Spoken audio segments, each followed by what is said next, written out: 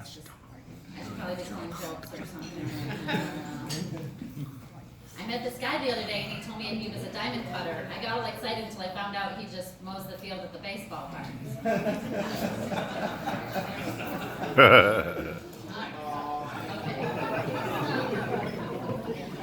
Patricia. So I want to start with I guess I could use this microphone thing. Okay, I'm really loud, so it's really not a problem.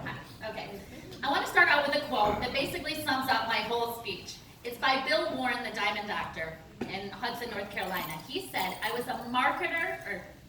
a jeweler for years, but it wasn't until I became a marketer of jewelry that I really started to make money.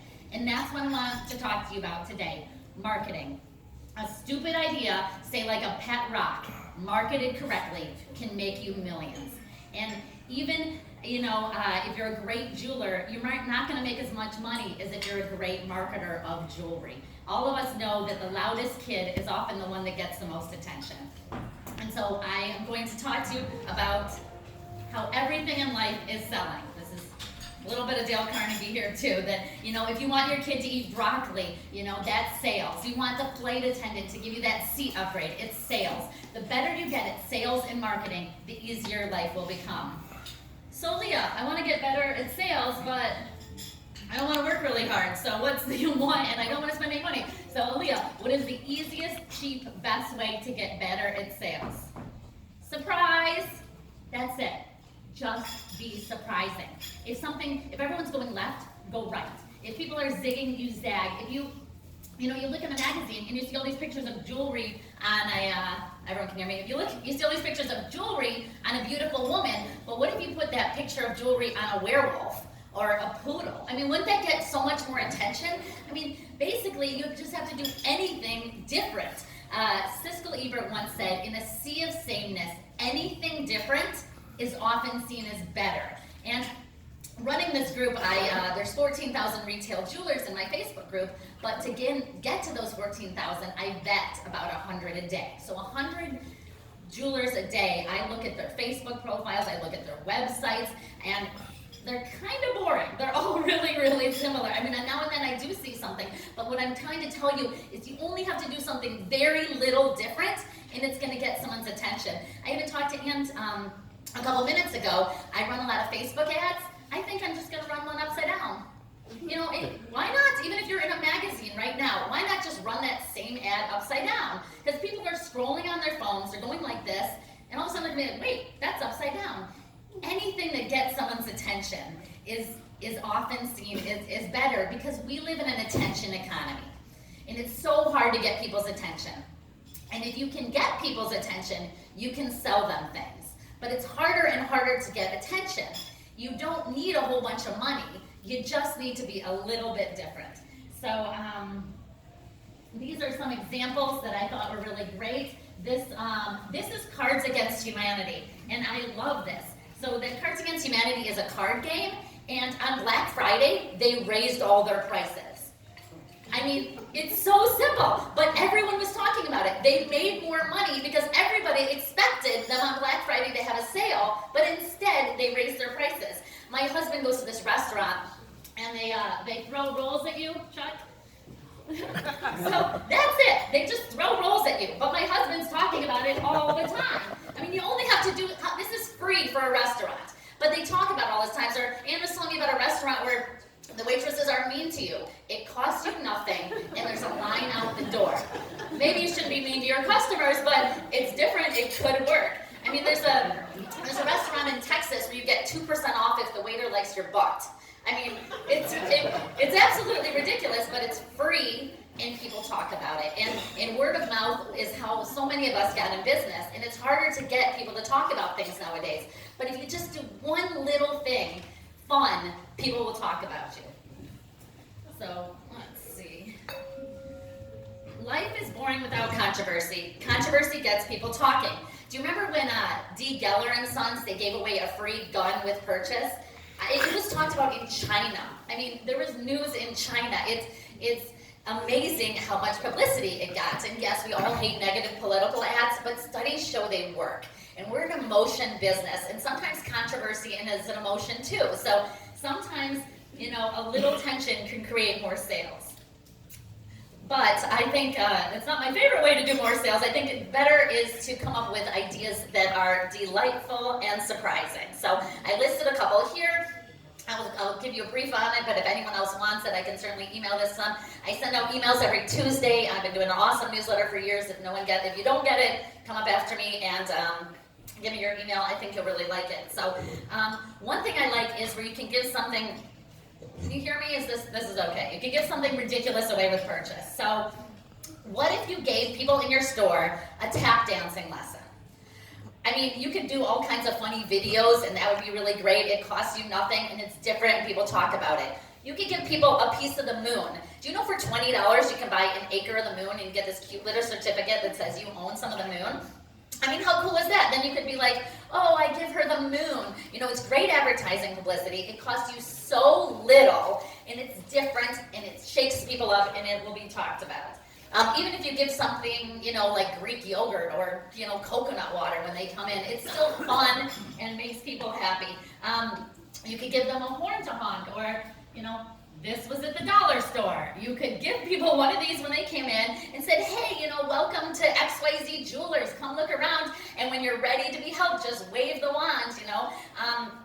Tiaras, I think every jeweler needs a bucket of these. This was $2. And every woman that comes into your store, you could have some at the door like, oh, you're the diamond princess for today. You know, come wear this and feel like a princess. I mean, you have to give people experiences. That's why they come into a retail store. Otherwise, they just sit at home and click a button and get things. And something that's $2 can make your customer feel special and can be talked about. Couple more ideas. You can, you know, give people 1% off their purchase if they could sing all the words to the Star Spangled Banner. It's funny. You could make some great videos about it, and it will certainly get people laughed about. And just think about how much free publicity you would get if you gave a free puppy away with every purchase.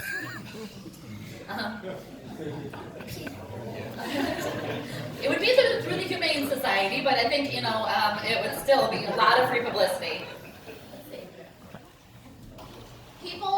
A free gift is awesome. People want the fortune more than they want the cookie. They want the toy in the Cracker Jack more than they want the Cracker Jacks. One of my favorite giveaways is where you give like an amethyst or a citrine. I mean, something that's breakout that costs you $2. The great thing would be if they make it into a piece of jewelry because, hey, you just made a custom job. But even if it just sits in their drawer for the next 10 years, they still look at it and think about you. And it's a much better than giving a discount. A free gift is a great way to be delightful and to surprise customers. Another way to surprise people is with a cool tagline. If you're out somewhere at, you know, Rotary or what's that club you're going to on Thursdays, the Executive Club, you know, instead of telling people that you're a jeweler, you tell them, oh, I play jewelry, or I keep guys from sleeping on the couch, or I help people live happily ever after. I mean, something like that makes you different, it makes you fun, people want to shop with people that are fun, but it also helps you remember what's really important. In a world where you can check prices on your phone, what really sets you apart is the experiences you give. Without a reason to come in your store, people are just going to sit on their couch, and you can't expect your business to grow. Do you know what the third largest, yes. Do you know what the third largest tourist attraction in Michigan is? A retail store. 6 million people a year go to this retail store because they know how to create an experience. Yeah, Cabela's has a 35-foot mountain, and it has, taxidermy and a trout pond, and I'm not saying you should put a trout pond in your jewelry store, although that would be surprising, but I am saying you could try to think more like Cabela's. What can you do to create an experience that's so awesome that people get off the couch to see you? You know, I always thought what Shane Decker said was really great. You know, you show everybody that comes in the store, you run up to them and be like, look what I just made, and you know, this is amazing, and show them the biggest diamond you have in the store, because they might buy it, and even if they don't, they're going to be dazzled. They'll talk about it to their friends. I I mean, basically people are walking around with their phones just looking for anything different. They want to post about it. I mean, everybody has a blog nowadays, so they just need shit to talk about. So, and so if you just do anything cool or fun, oh, look at this 3-carat diamond I saw today, you know, at Johnson. So anything you do is going to be shared. It's going to be shared with other people, and it's basically free advertising, and it's awesome. So, a couple more quick ideas that are fun. You can have a Girl Scout meeting in your store. This is awesome because it gets girls shopping early. You can have a diamond merit badge for them. You can have a birthday party each month for a different gem. Instead of saying like today, August is, amethyst is the birthstone. You say happy birthday, amethyst. You make it look like it's for, you can have gem drinks that are named after that gem, and you can, instead of like wishing Tom and Beth a happy anniversary, you write happy anniversary to their ring. I've seen some jewelers where they mail the couple a happy anniversary Beth's ring, and they address it to the ring. Little cute things like this are memorable, and they're talked about. An ugly jewelry contest, you can have a weight loss contest. Teaching a class is great because when you don't look like you're selling is when you sell the most. Teaching, you could go to old people's homes and teach about gold, or go into, you could teach a gem class for guys that are getting engaged. Anyway, you sell a lot when you don't look like you're selling and you look like an expert. Let's see, so I can give you more ideas later, but I'm going to move on because we all want to learn more and hear me talk really fast. Okay, let's see. I think the problem is, besides slow internet, is that, there we go. I think the problem is that we often forget why people shop with us because we're just, so busy on day to day. But every time you make an ad or every time you're selling, you should think, why is anybody shopping with me? So many times I see an ad and they'll be like, follow me on Facebook or come to my store, but they don't tell me why. And I mean, think about it. When you're watching an ad, if you're watching like a commercial, aren't you thinking, how does this benefit me? So you need to answer that before your customer even asks it. You should constantly be telling your customer and making it crystal clear what value you provide to them. This is your value story. Are you the cheapest in town, or do you buy direct from the cutter? Do you have second hand?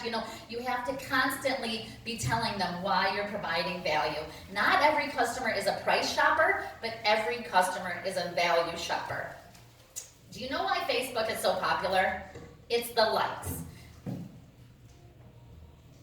There we are. Okay. You might not be sure if you like this dress, but if Beth likes it and Jenny likes it and you get all these thumbs up, well, then you must like it too. And it's because people aren't confident, and that's why they go into stores. If they knew what they wanted, they would just buy online. They come into your stores because they need somebody that's confident. The most important thing you can be as a salesperson these days is confident and passionate, because you shouldn't just say, oh, how do you like this ring? Does it look nice on you? You should be like, that ring looks amazing on you. Taylor Swift has one just like it. That is the hottest thing this season. It makes your fingers look long. They're looking for somebody confident. And what I learned from Kate Peterson is you can't just tell them why it's good. You have to tell them why it's good for them, because everyone wants customization these days, and they want to know how it's good for them. So this is a demo Kate Peterson did at an in-store show, but I thought it's really good, and it demonstrates value, so I want to do it now. So let me tell you about this ring. First of all, I love this ring. It's a 5-carat cushion, it's in platinum, it's a GVS1, and it's $30,000. What makes this $30,000? What makes this worth $30,000? Not the GVS1, not the platinum. Only one thing makes this worth $30,000. The first thing I said, I love this ring. Because if I didn't love it, it wouldn't be worth $30,000. If I wanted a pear shape, and I really loved pear shapes, I wouldn't care that this is a great deal on a cushion. It has to be something they love. So how do you get someone to love something? Well, you make it personal to them. You do this by asking them a lot of questions. Oh, you like to ride bikes? Well, this ring is great. You won't even need a bike light. It's so bright. Or, oh, you're a cook. That's fantastic because this ring is low and it doesn't have a lot of places for, food to get stuck on it. So if you make it valuable to them, you will love it, and you'll sell more jewelry. You have to think of sales as a stage. You know, there's so many similarities between selling and acting. Both of the time, you have to present something that's old to you, because you've seen the same jewelry in the case for years and years, as something different, as an exciting. But you have to get passionate, because that's how people get excited and want to buy things. And if you're not passionate anymore, hire a 19-year-old cheerleader to do it for you. I recommend hiring cheerleaders. They're very enthusiastic. There's so many products out there nowadays, and to be honest, a lot of them are the same. I mean, you can basically go buy a 1-carat halo almost anywhere. So the difference is you. For the first time ever, you matter more than what you sell. And how I know this is true is if you go on Amazon, there's 5,000 toasters, okay? And you know how most people sort which toaster to buy? By reviews. You know what they're sorting by? They're sorting by experiences. Who had the best experience with this toaster? You know, in the 80s, everyone wanted brands, right? It was all about, you know, Polo and Ralph Lauren. And then in the 90s, that's when Walmart and Costco and, you know, Sam's Club, that was a big deal. But today, the younger folk, they're buying experiences. They're buying TripAdvisor and Yelp and reviews. And it's word of mouth. And word of Google and word of Yelp has now replaced word of mouth. And so the experience you give, it is no longer what you sell, it is how you sell it. And the price is not everything. Yes, way behind here. Sell you, okay. Price is not everything. Yes, maybe 20% of your customers are price shoppers, but 20% don't care what the price is. And if you focus on the 20% that do care about the price, you risk losing everybody. Because if you think what you're selling is expensive, you shouldn't be selling on it. Your customer will smell that on you, and you will lose. You need to believe in the product that you are selling. And think about it. I mean, did you ever pay more for something because you wanted it faster, because you liked the vendor, you know, because you had a relationship, they went to your church? Yes, and your customers will do that too. So don't make it all about price. All right, almost done here, guys. Good thing I talk fast. Okay. This one, I really like this. Okay, so when I was growing up in my family store, a marketing guy came, Bruce Freshley, came in when I was 16, and I still remember what he said because it's really great. So there are only 2 reasons people buy anything. They buy it because they love it, or they buy it because the price makes it irresistible. That is the only 2 reasons. Regardless of what the item is, the customer either loves it or the price. McDonald's and Starbucks both sell coffee. The McDonald's sells it for $1 and Starbucks sells it for $4. You know, McDonald's does it for, because of the price, and people buy Starbucks because they love it. Tiffany's is 40% more than Walmart, but they're doing just fine because people love it. So how can you be the Tiffany's? How can you get people to love it? Why do people love Tiffany's? They love it because when you go in to pick up a repair, they bring it back on a silver tray with chocolate. I mean, they're not called salespeople, they're called like diamond consultants, you know. They make it feel luxury. So if you can make things feel luxury, if you can make each customer feel like a queen, then the less the price matters and the more you will sell. We are in the love business after all. So a couple more ways on how you get someone to love something. Most jewelers price their, there's some pictures or something, let's see, no. All right. But Leah, how do I get somebody to love something? Okay, so most customers price their jewelry based on tangibles. What's the carat weight? What's the gold weight? But that's not why customers buy.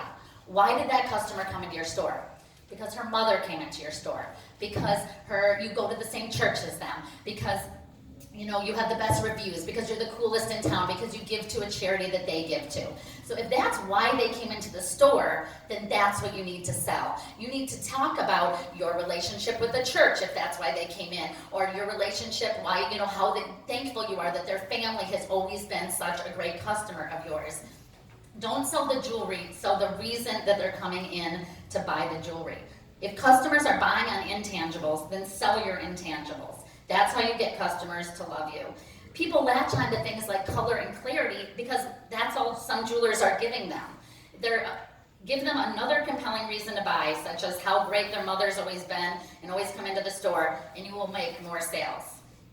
All right, lastly, let's talk about stories really quick. I know every seminar you go to, they talk about stories, but I just want to tell you how to become a better storyteller. So shoppers buy stories, and a lot of people don't know what diamond's the best deal, but they do know which diamond seller tells a better story. And JCK actually did a study to prove it's about the story. They took the same ring, and they sold it 3 times on eBay. And the only thing they did different was change the story. So the first time they said, oh, I'm selling this ring because of a divorce. The second time the lady said, oh, I'm selling this ring because I work a lot with my hands and this ring no longer works for me. And the third time it was a jeweler who had overstock.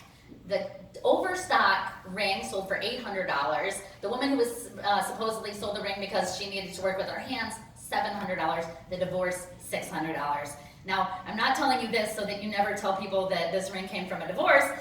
I'm telling you that the story is what matters, and that's what people buy. So, how do you become a better storyteller?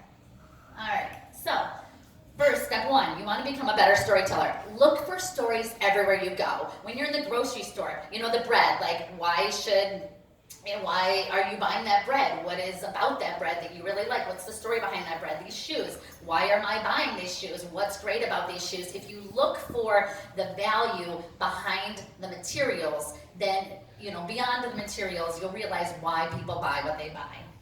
Second way to become a better storyteller is to collect stories from your customers. So when people come in, you have to ask them, oh, so how did you meet? Was it love at first sight? And then later in the presentation, however the story you gathered from them, you use that to relate the jewelry to them and close more sales. Third way to become a good storyteller is, those are my grandparents, by the way. Anyway, very nice jewelers, wonderful. My grandpa was pretty great. Is, you know, let's say you want to talk about a certain service that you have. Like in your store, you have a lifetime, cleaning guarantee. Instead of just saying, we offer a lifetime cleaning guarantee, use a story.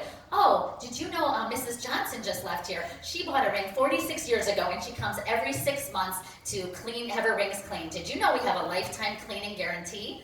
Doesn't that sound a lot better than just we have a lifetime cleaning guarantee? So if you use a story, you will sell more. And I think that's it. We're just going to go. I have a lot more, but let's not go there.